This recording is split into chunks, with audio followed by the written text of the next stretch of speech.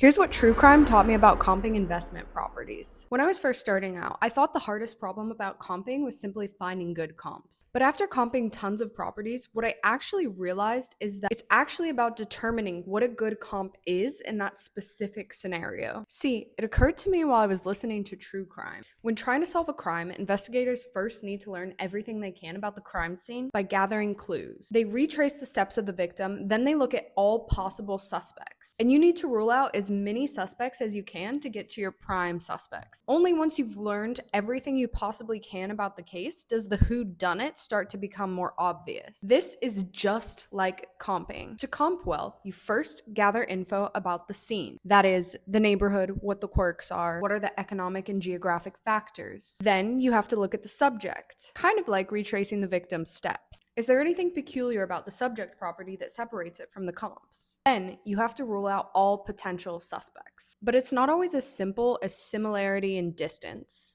Just because a property looks good on paper doesn't mean it actually is a good comp. You need to know what type of comps are selling, and if something isn't selling, why, and how does it relate to the subject in question. And finally, if you have all the information, the ARV becomes obvious. But it takes a lot of time to figure out that information, but not for AI. That's why we created this AI tool that treats every comp like a deep investigation. It does 2 hours worth of analysis in just a couple of minutes, and it's fine-tuned for each market. Get in touch to see if we have your market so you can try it for yourself.